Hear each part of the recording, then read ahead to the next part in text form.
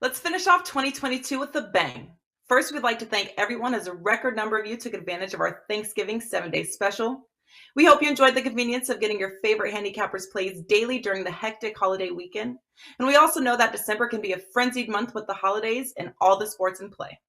In the spirit of the season and due to the success of the Thanksgiving special, we are now offering a rest of the calendar year special to get every NFL, college bowl game, NBA, NHL, or any other sport your favorite handicapper releases through December 31st for only $1.99. The early bird really does catch the worm for this special as it starts the day you sign up. No coupon is needed and you pay only $1.99 today or pay $1.99 in a few days. The choice is simple. Let's have a great ending to 2022.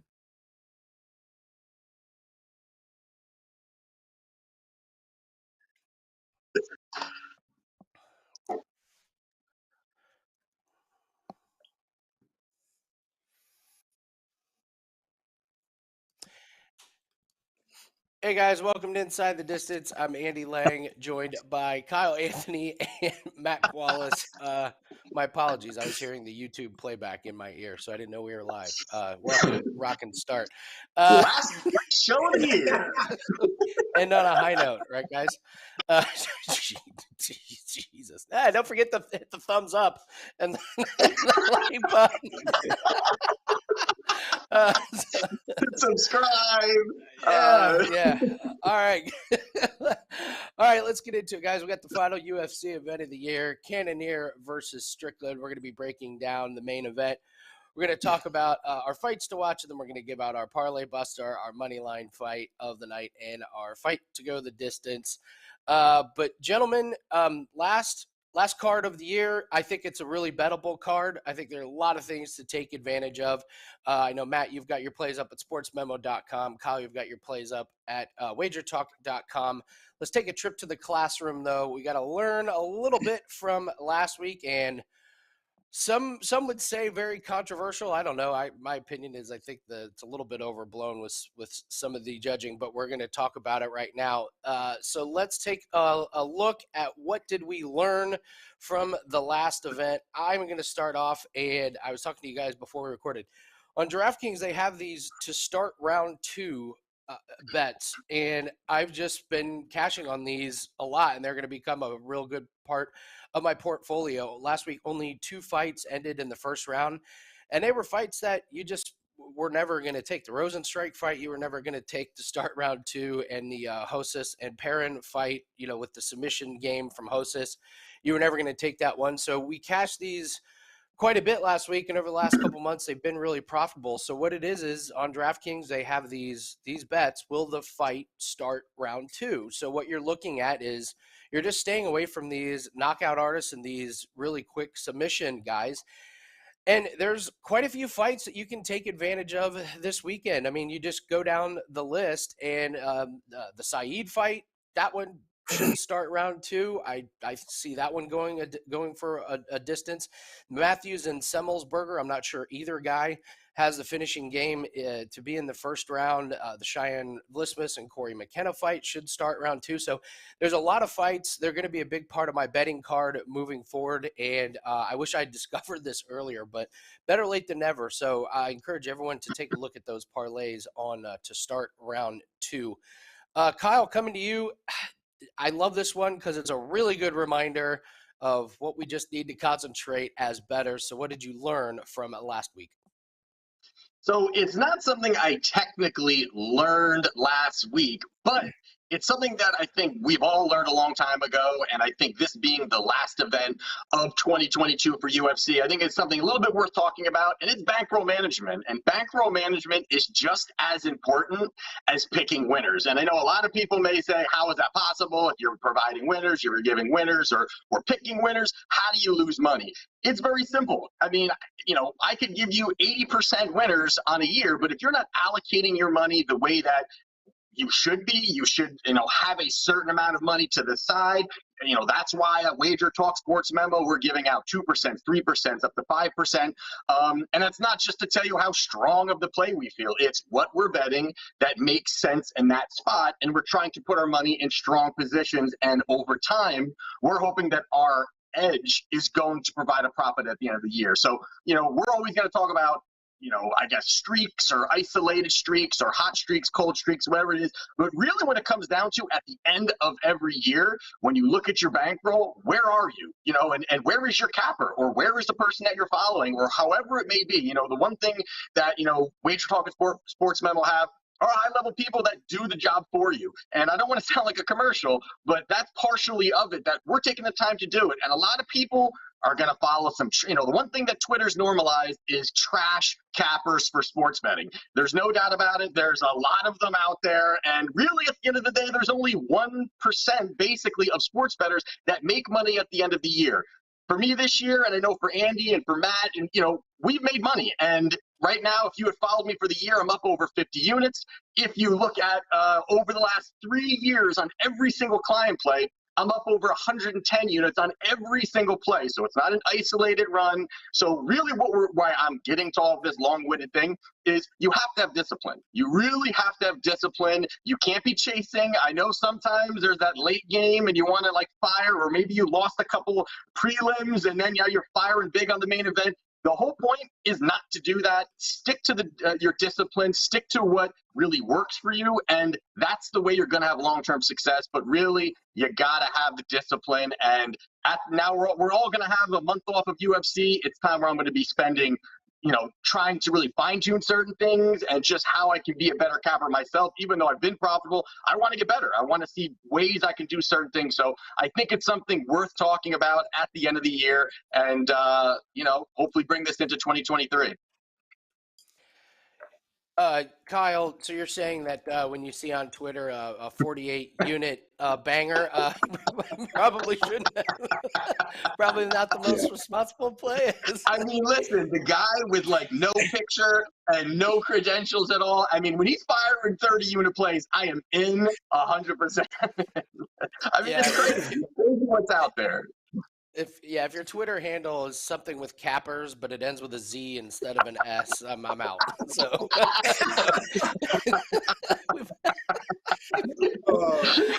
we've seen him. No, it is true, and I mean, UFC. It is one of the ultimate sports that if you're down, it's so easy to get tempted to chase because the main event is at the end, and you're just like, oh, it's the main event. I can certainly bet on that. Sure. Yeah, discipline is absolutely key, and you're right, Kyle. Even if you're up 50, 60 units, if you're not bankroll, if you're not patient and you're not responsible, you can end up losing money while having a winning record. I've seen it done. Matt, you're gonna touch on one of the biggest storylines from last week. So what did you learn from last week's event? Yeah, and real quick, just wanted to say that's a really good point by Kyle.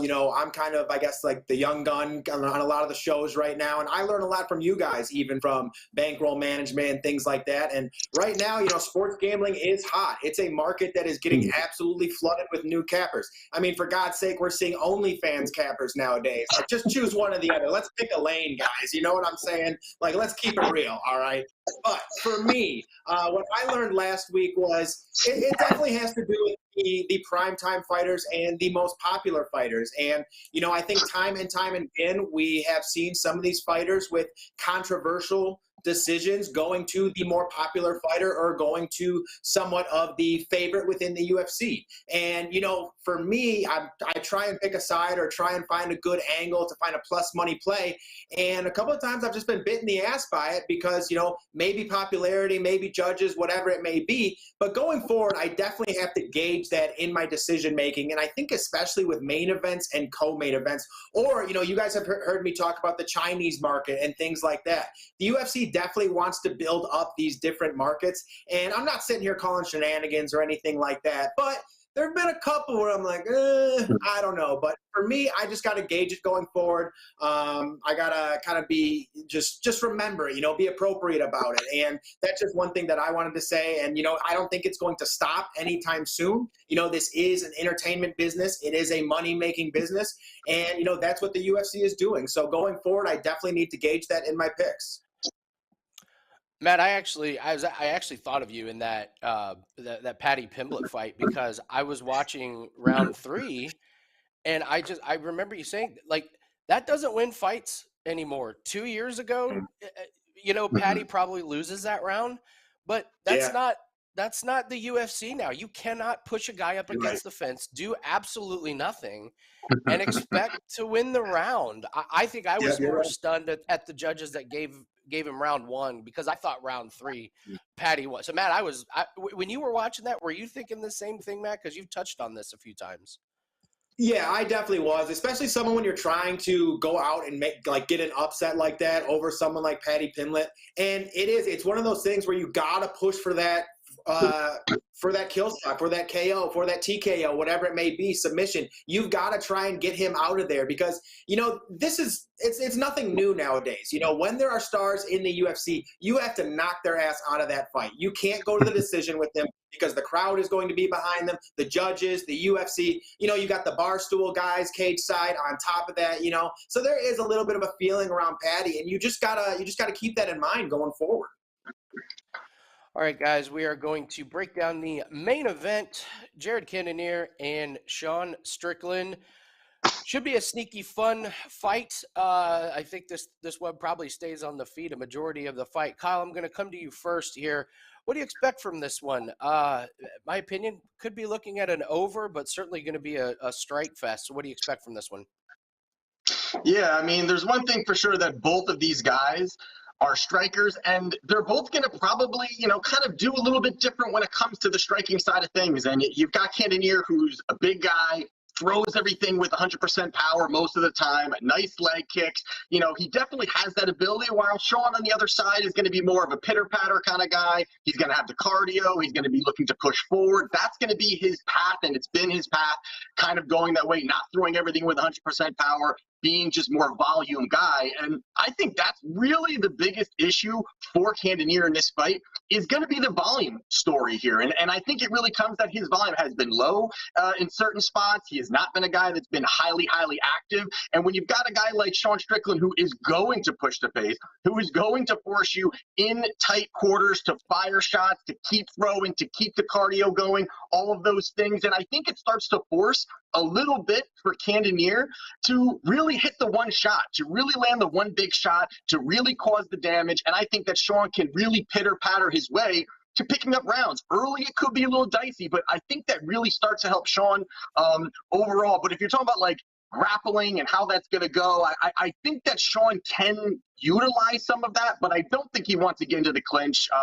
Cannonier is going to have the better clinch game. I think he's going to be a lot stronger there to manipulate body movement, find a little bit more advances positionally, I think also too. But I think Sean fights behind that jab really well. I think the volume will be there. I think the more that he puts on Cannonier, I think will slow him down through the rounds. Sean's not going to be looking for a knockout here, and I think that he's going to keep it in close quarters. I do like the fact, though, that this is at the apex, and I think that helps Sean because he's going to walk you down. He's going to keep pushing the pace. And if you look at it too, Jared now is 38. He's about to be 39 now. He doesn't look it, but he's getting up there in age, while Sean's now, 31, pretty much entering his prime. I know it doesn't seem like the guy cares about fighting, but I think this is the spot for him here. So if you're looking at a minus 115 line here, I think that it goes to Sean Strickland. I think that he's got paths for it. I think he could go for a submission if it gets to the ground. I think he's better on the ground. I think he can out-volume over 5 rounds. Cannonier too, where I think Cannonier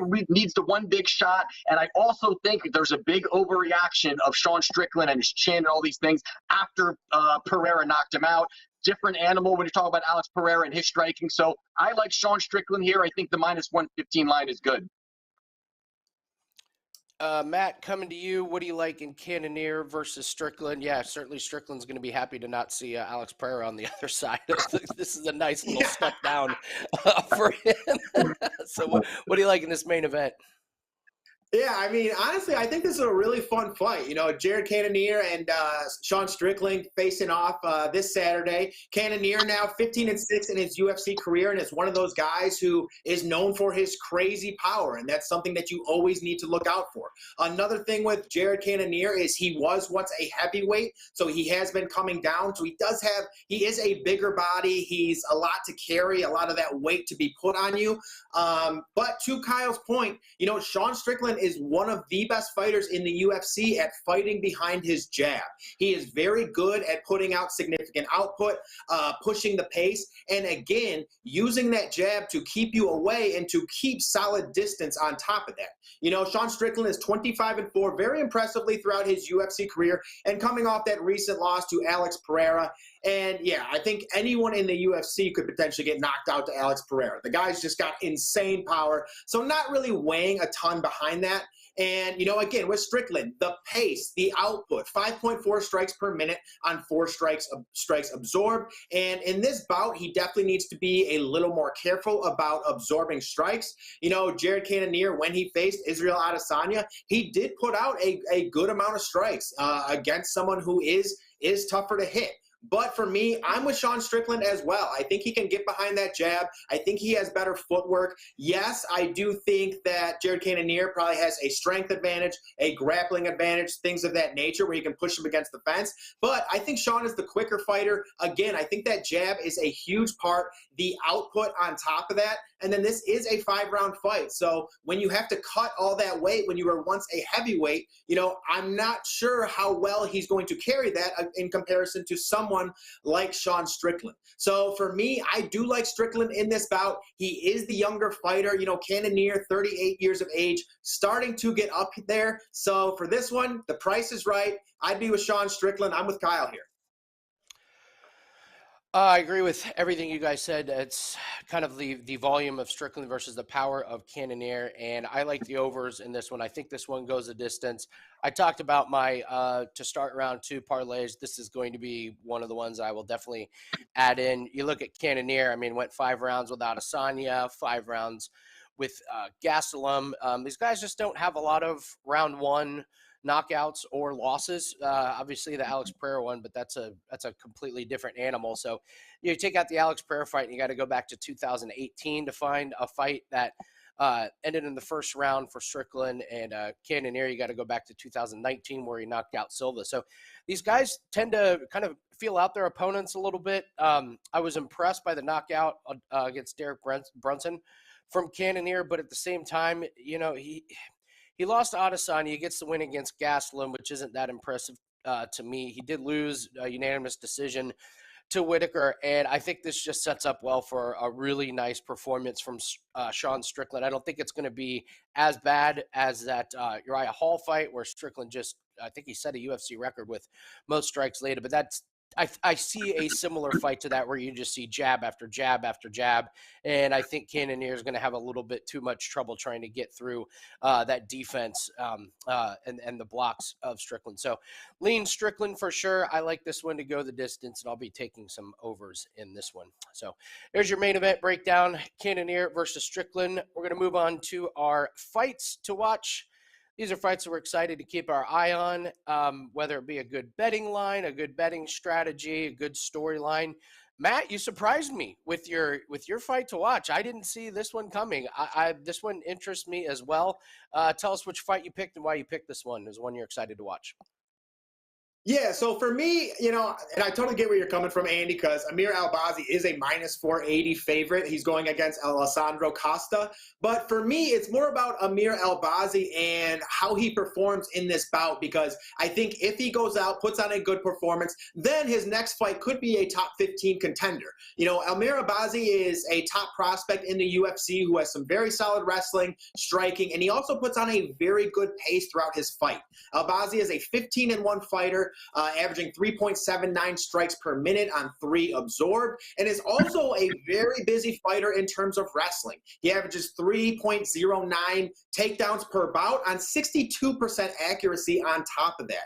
And then again, I think this is a very fun fight because this is definitely one of those fights where if he wins it, it propels him into a different echelon of opponents, I should say. So, you know, and then going against Alessandro Costa, he is one of those guys who he's a very powerful fighter. He doesn't have a ton of experience within the UFC. He was in the Contender Series. I think this is his first official UFC fight, actually. But this is a guy who has some power, and he's still someone you need to be very careful with. He also has 100% takedown defense, which I think Amir Albazi's grappling is good enough where he can essentially get anyone to the ground. But if, in fact, Amir Albazi can't take down Costa, I think this becomes a very interesting fight because Costa does have power in those hands, and it could get interesting on the feet with a top prospect like Albazi. So more than anything, when looking at this fight, it is about Amir, and I want to see how he performs. I want to see if he's added to his game, how he's progressed. And then if, in fact, he wins this fight, I'm interested to see who he might call out, who the UFC wants to set him up with next, things like that. And, you know, it is a minus 480 bout. If I think this would be a good parlay piece. And if you're looking for something a little extra, you know, there's always that double chance where you can go via submission or decision. That would be my probable outcome right there. You can generally carve off some odds a little bit doing that. But for me, I'm very interested in this fight just because I'm a big fan of Amir Albazi as a fighter, and I'm excited to see how he progresses here. Yeah, they've got to give him some actual opponents. I mean, two of its fights, Malcolm Gordon and Baby Fig. I mean, yeah, I can't deny that. Well, they got to give him someone with the a other pulse. one was, I mean, at least. Well, the other one was meatballs. The other one was Zalgis Zumagulov, who just retired. It's right down the middle. So, it's like, yeah, they give them a call and they're like, "Hey, you down to fight or no? I mean, you haven't fought in years, but you down to fight?" Oh, it's so true. Like, give him somebody with a punch. By the way, if you're into doing film research, go watch Alessandro Costa's last. He won on Contender Series by decision, but he actually went to Lux and had a fight just a while back. If you want to see something funny, go watch his fight. You won't need to invest a lot of time, only about 12 seconds will do. You thought Baby Fig and Malcolm Gordon were bad opponents. Look at the poor guy they fed to Costa. Good dude, Lord. how different is Baby Fig and Davison? Like, my goodness. I can't believe they're from the same loins. He's living off that. He's trying. He's living off it. It's funny. Amazing. So, all right, I'm up next. The fight I'm excited to watch: Drew Dober and Bobby Green. I'm excited for this one because I think this is a really, really important fight for Bobby Green. I throw the Chev fight out the window. I mean, Bobby Green saved the day by filling in. You knew what happened. He loses really quick to Makhachev, but shout out to him. He got a really, really nice paycheck. But I look at Bobby Green's record before, and you go through some of these fights, and I don't know, not too impressive. Loses to Thiago Moises, then loses to Fiziev. Cover your ears here, Kyle, but he beats Al Iaquinta in. Don't you talk about Al. We'll just say he got the knockout against your boy Al. Shout out to Al. And then he did have a good performance against Nasrat Hapkaras, but he's fighting Drew Dober, who I think this is a really, really bad matchup for Bobby Green. So Drew Dober, top 2 chin in UFC? I mean, the guy can just like take a punch and walk right through it. And Bobby Green likes to stand at distance, work the jab. He's very showboaty, and he doesn't finish fighters, and he doesn't have a lot of power outside of the Al Iaquinta fight. So he's not going to knock out Drew Dober. I'm just gonna predict that right now. And I think Dober is going to be perfectly fine with walking through some of these jabs from Green, and I think he's going to get inside. He's going to be able to work the clinch. He's going to be able to work the body. And I think this is going to be one of the harder hitters that Bobby Green has faced since facing Rafael Fiziev. I like Dober to win this fight. I do think this fight goes the distance. But if Bobby Green loses this, you're going to start looking at his record, and you're going to say, well, who is Bobby Green beat really? He's losing to these guys who are just way better than him, and where do we put him at in the rankings? I don't think this is a huge fight for Dober in terms of his rankings. He's coming off of 2 KO wins against Alves and McKinney, but I think Bobby Green needs to come out and make a statement. And I don't think it's because of the Makhachev fight. But for Bobby Green to really keep his status as, one of these marquee fighters that, fights on some of the bigger cards and is a draw, he's going to have to win this one. Otherwise, we're going to start asking some questions. I do lean Dober. I do think his chin and his power is going to overcome Green. I predict him to win by decision. But for me, I'll be keeping a really close eye on Bobby Green. I think he needs a really big performance. So, Kyle, coming to you. This is, oh man, UFC nerds around the world are excited for this fight. So am I. Thank you for picking this one. So go ahead and break down the fight. Tell us which fight you picked and why. Yeah, the one that I'm talking about is Damir Ismagulov and Arman Tsarukyan. I got through that. But Ismagulov and Tsarukyan, this is like highest level fight that you can probably get that isn't 2 top 5 guys or 2 top 10 guys or a title fight. I mean, this is the highest level of mixed martial arts. And both these guys are, young or in their prime. And, the one thing here you look at is Damir now, he's 24-1. He's only 31 years old, which is pretty crazy to begin with. But then you look at Arman, who is 18-3, and he's 26 years old. So that alone is crazy. But not only that, but Arman comes into the UFC, and he was welcomed by Islam Makhachev as his debut. So it really shows, even just his own team, it shows how good he is or how good they believe this kid could be. And just think, that was a couple years ago. I mean, I don't even know. What does that mean? He fought him when he was like 24, 23. I mean, which is pretty crazy. But he went out there. He's beaten Davi Ramos, who is a heck of BJJ specialist. Matt Frivola, who we are seeing as becoming something now, really putting things together. Even Joel Alvarez is another guy who's up there, but just hasn't really reached his full potential. Gamrot, he fought recently, which also off of that fight, Gamrot is another guy who's really kind of looked at as another big thing coming up in the division. So he has faced some tough guys. Also, Damir has faced some tough guys too and has looked good doing it, obviously. But I think when you're looking at it from a stylistically standpoint, or if you're looking at placing a wager on this fight here, you look at Arman, and Arman is high-level wrestling. I mean, there's 2 big things that he does. It's going to be high-level wrestling. He has that strength, and he has that push forward. And that's the other part, is his physicality. He is a physical guy. He will go in there. He will continue to chain wrestle, look for the positional control, start chipping away on those spots there. And, even with that, his striking has been pretty good. He looks pretty crisp there. He's evolving that as well, too, kind of getting that behind some of his level changes and kind of mixing it in pretty nicely. But I think the one interesting thing here is that Damir presents some really interesting, really obstacles for Arman in this fight. And I think the biggest thing here is really going to be his 90% takedown defense rate. I mean, that's going to be something that's going to be interesting. Now, Arman is able to get the wrestling. He is able to do that. He can latch on you. He has the strength. But one thing's for sure is that Ismagulov will not stay on his back. He's very good getting up. Also, Arman has slightly struggled in certain spots by keeping his opponent down. He'll have good top control, and somehow the opponent will pop out. Again, those are things at 26, I'm sure he's going to be able to start to get better as he gets older. But I think that also brings some opportunity for Damir, as well as I think he's a far better striker than Arman is too. I think he's got the slicker boxing. I think as an orthodox style is also going to play a role in really how Arman tries to cut distance, look for the takedowns, latch on as well. And I think the fact that he can push the pace, Damir can push this pace. He can keep going forward. We've seen, although it's 3 rounds, we've seen Arman in 5 rounds start to slow down, but I don't think cardio should be too much of an issue in a 3-round fight.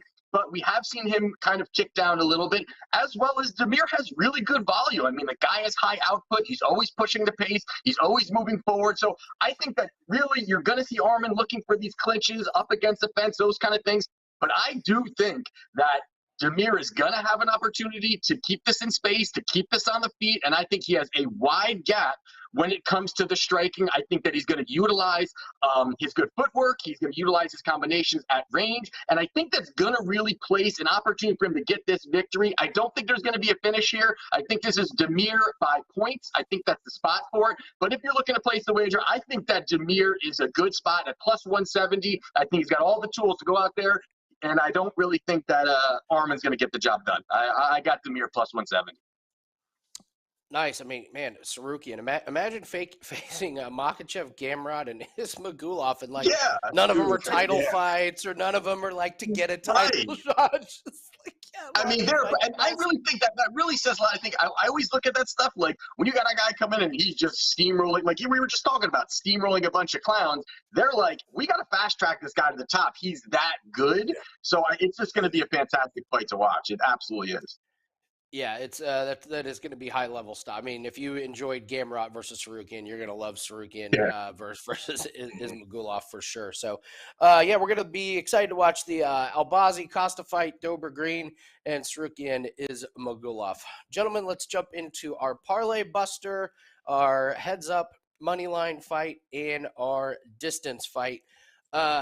Kyle, I'm going to come to you first. You are in charge of our parlay buster. This is a fight that we think a lot of people are just going to blindly put in some parlays, and we're a little bit nervous about it. So you picked a fight I did not expect, but upon further review, I think I agree with you. What do you like for the parlay buster this week?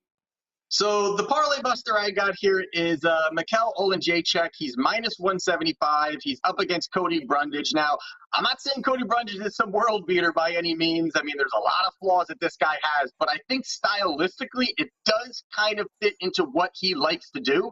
And Olenjacek, he is, I mean, and also on the other side, there's a lot of good things that he does. I mean, the guy has got power. He definitely has good striking, good fakes, good feints. He moves his head really well. There are things that he can do in certain spots. But I think that we have seen lesser guys, lesser opponents take him down. And I think that's a clear vulnerability for him in this spot. Now, if he gets taken down, he has no get-up game. He looks lost in certain spots. And if he takes him down, Cody Brundage gets that takedown, he's not going to look minus 275. And when he's on his back, he's going to start looking like a plus 375. I think that Cody can keep him there. And I think that he has more athleticism. I think he can really push the pace there and get these takedowns. And we have seen, I think it was like OSP who, once he got on top of him, he kept him there. And I think that's really where Cody can keep the top control, stay on top, ride out certain rounds. And I think that's where he starts to have some of success against him. I also think this in the apex cage is another spot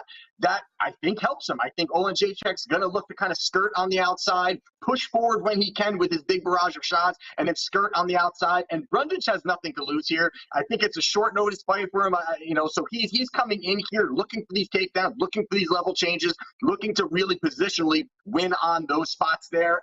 So I do like Brundage here. I think that he can go out there. He can make this very interesting, very close. Am I betting him straight? I'm not. But I think that this is absolutely can be closer than this line indicates. So if you're betting, it's the dog or pass. But I think this is a spot where you stay away from it on a parlay. I think it's going to be sloppy and ugly. Olenjacek can look iffy in the second round too. So I think it's one you got to stay away from. How can you say that against somebody that just came off a dominating win against Sam Alvey? How could you? How can you? Listen, Sam, God bless Sam's heart. He's still in the UFC. Did he get fired yet? I mean, yeah. We all took a pay cut when he left because we're not allowed to bet against him. All right, I'm in charge of the money line fight this week. It comes in just under minus 200, but I just love it. It's Cheyenne Vlismas over Corey McKenna, and I think Vlismas wins fairly easily over Corey McKenna. I've actually been really good on these female fights the last few months. My record on female fights is pretty good, so I've concentrated on this. So first off, Corey McKenna really, really struggles on the feet. She has very short arms. They're very T-Rex-esque, and she just doesn't have a lot of power. I know it's mean, but she just doesn't have a lot of power behind her shots. She tries to get takedowns, and if she can get a takedown, that's great. She's probably going to stay on top for the rest of the round. The problem is Cheyenne Vlismas is an incredible athlete. She is unbelievably strong, and she has really good takedown defense. And I think McKenna is not going to be able to get her down. Even if she does get her down, I don't think it's going to stay there very, very long. And Vlismas also has incredible cardio. This isn't going to be one of those things where if it goes the third round and there's wrestling involved that Vlismas is exhausted. No way. Her last fight against Mallory Martin went 3 rounds, and Vlismas looked great, and that was a short notice replacement. So Cheyenne is just always in shape, and she's had plenty of time to get ready for this. On the feet, it's a no-brainer. Vlismas is going to cruise and is going to piece up McKenna, and I think Vlismas does enough damage with her kicks, especially to the legs and with that jab, that it's just going to frustrate McKenna. It's going to keep McKenna at distance. And I think Vlismas, there's a chance she can get the finish. Corey McKenna's pretty tough. I think it's going to be tough to knock her out. But I think this is a fight that Vlismas really cruises to a win. I have not been impressed with Corey McKenna. I mean, I watched her lose a split decision to Elise Reed, where she just couldn't compete on the fight. And Elise Reed, her striking is nowhere near anything with Vlismas. And then McKenna comes back and gets a sub against Granger, which is not a high-level opponent. So I think Vlismas cruises in this one. I think this line should be closer to minus 300. So even if it's minus 190, it's still a bargain. If you want to use this as a parlay piece, feel free, but I'm just going to play the money line as I think Cheyenne rolls in this one. So that is my fight for the money line. And last, we're going to our distance fight. Matt, you're going to talk about Alex Caceres and Julian Erosa. Every time we talk about Alex Caceres, if you haven't seen the backyard brawl video from Caceres, if you guys haven't seen that, it's incredible. Him ripping out jiu-jitsu and a triangle submission in someone's backyard on a cell phone video. It's incredible. That's what I grew up on, those videos. Oh, man, they're so great. So, Matt, talk to us about Caceres and Erosa on this fight.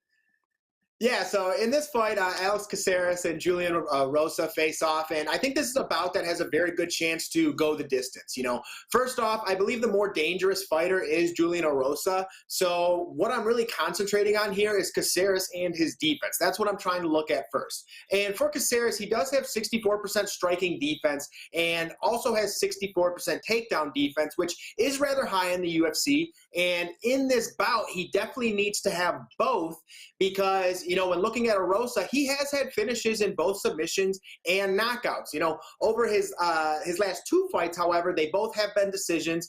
But again, this is just one of those spots where I'm concentrating on Caceres and his defense. And last fight for Caceres, he faced off against Sadiq Youssef, who I do believe is a more dangerous fighter than Julian Erosa. And he was able to go the distance with Sadiq Youssef. So this is another spot for me where I think Caceres is somewhat growing as a fighter. He's becoming more and more careful because of that too. You know, you look at his record, he's 19-13. He has been knocked out before. He has been submitted before. And Erosa is a fairly dangerous fighter.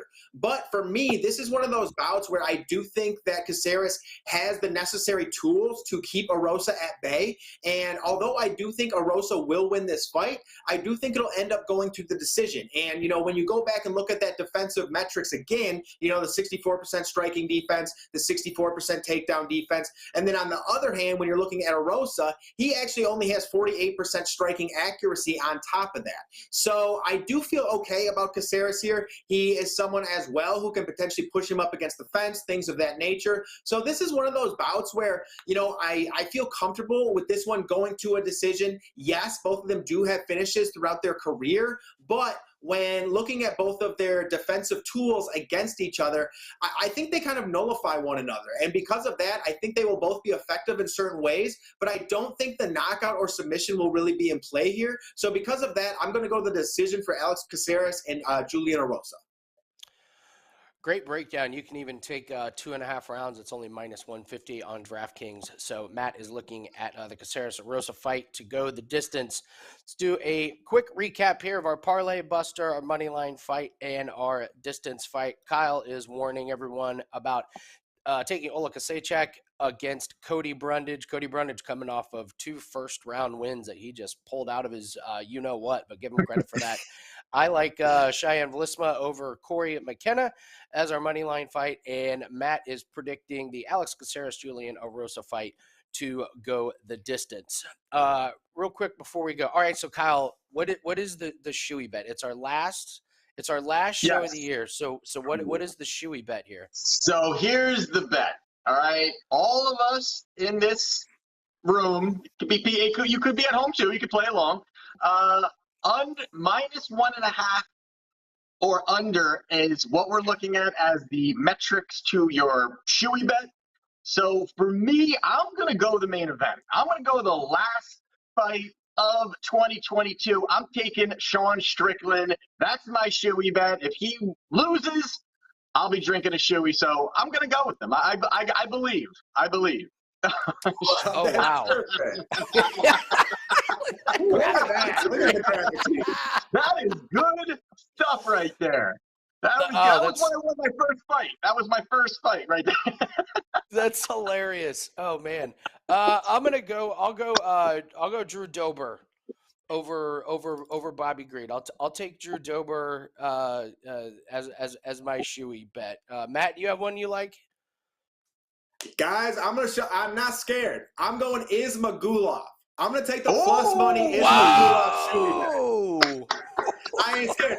I might buy some new shoes for it, but hey, I found out. I don't know if you guys knew the black Nikes. Can you see these? I didn't know this.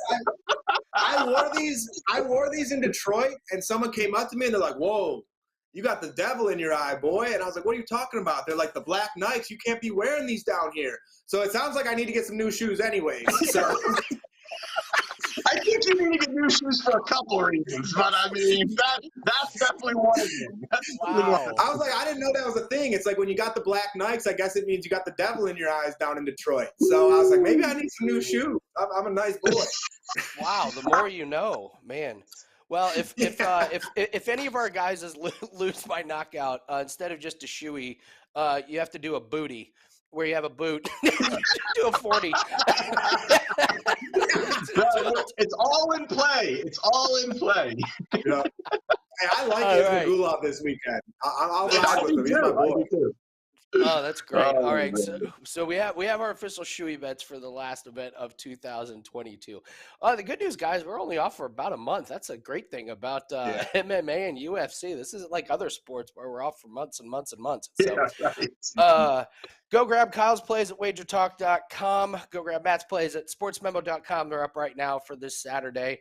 Unfortunately, my play got taken off the board. I had Julian Marquez over Deron Wynn, and Deron Wynn pulled out because he can't walk up and down the stairs of his own house without giving himself a concussion. You thought the Patty Pimblett decision was a little fishy. I call a professional athlete not being able to navigate stairs. I call a professional athlete throwing himself down a flight of stairs. Yeah. He He lost to the stairs, but he was going to beat Julian Marquette. No way. Wait, isn't that fight 5'6" to 6'2", or was going to be 5'6" to 6'2", yeah, or something like? Yeah. That was it. The stairs knocked him out. So I have a feeling a guy that can punch can do that too. So, all right, guys, thanks for joining us on Inside the Distance. Let's have a great event. Let's finish off 2022 with a winner, and we'll see you guys next year in 2023 to get the UFC and MMA season started. Good luck. Let's have a great weekend. Let's finish off 2022 with a bang. First, we'd like to thank everyone as a record number of you took advantage of our Thanksgiving 7-day special. We hope you enjoyed the convenience of getting your favorite handicappers plays daily during the hectic holiday weekend. And we also know that December can be a frenzied month with the holidays and all the sports in play. In the spirit of the season and due to the success of the Thanksgiving special, we are now offering a rest of the calendar year special to get every NFL, college bowl game, NBA, NHL, or any other sport your favorite handicapper releases through December 31st for only $1.99. The early bird really does catch the worm for this special as it starts the day you sign up. No coupon is needed, and you pay only $1.99 today or pay $1.99 in a few days. The choice is simple. Let's have a great ending to 2022.